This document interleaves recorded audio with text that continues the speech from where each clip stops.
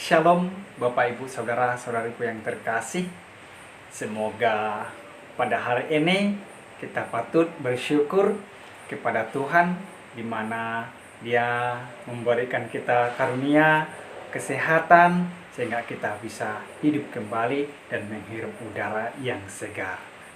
Jadi permenungan kita hari ini dari Injil Markus 6 ayat 30 sampai 34. Saudara-saudariku yang terkasih dalam nama Tuhan kita Yesus Kristus. Beda jalan tapi satu tujuan. Salah satu poin kecil yang bisa kita maknai pada perikop ini adalah soal bagaimana dua kelompok yang berbeda jalan namun akhirnya satu tujuan. Yesus memberi makan 5.000 orang merupakan berkat yang melimpah. Dia bisa melakukan mukjizat yang semakin rupa. Semua makan dari sumber yang sama. Mereka diterima dan dijamu oleh Yesus sendiri. Namun ada hal yang menarik yang bisa kita lihat. Kecil sebenarnya, tapi menarik kita untuk mendalami karena seringkali tetap terjadi dalam kehidupan kita. Di awal kisah diceritakan bahwa Yesus bersama para muridnya pergi menyendiri. Sementara orang banyak yang mendengar Yesus akhirnya juga pergi untuk menjumpai Yesus.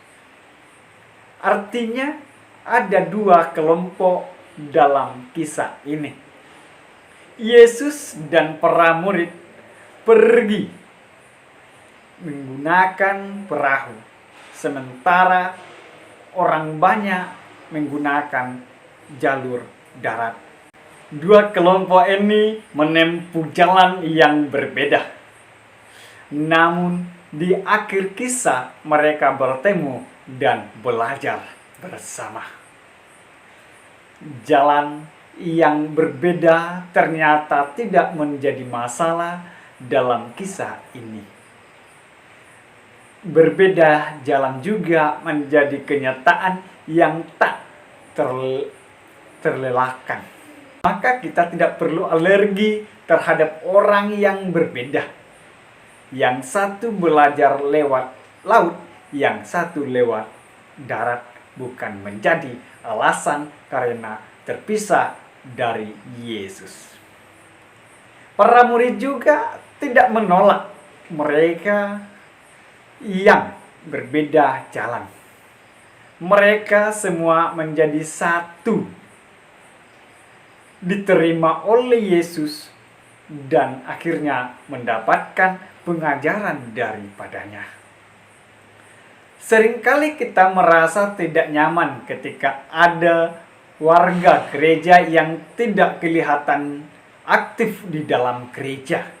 Atau kita tidak nyaman ketika ada kebijakan pastor, kemudian ada warga atau yang mengkritis.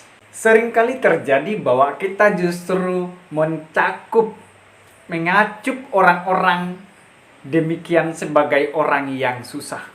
Padahal belum tahu juga begitu. Tetapi berdasarkan pada apa yang terjadi dalam Injil hari ini, kita bisa bersikap slow, tetapi tetap berjalan. Pada akhirnya, kita bersama menemukan Yesus dan mendapat pengajaran daripadanya. Semoga kita tidak terpancing untuk menjadi orang yang mutlak hanya menempuh satu jalan, sementara jalan yang lain menjadi salah. Semboyan ada banyak jalan menuju Roma, bisa kita jadikan juga semboyan kita untuk tidak alergi terhadap orang yang berbeda jalan kita, yakni dan percaya bahwa Kristus jauh lebih besar daripada komunitas gereja kita. Semoga Tuhan memberkati. Amin.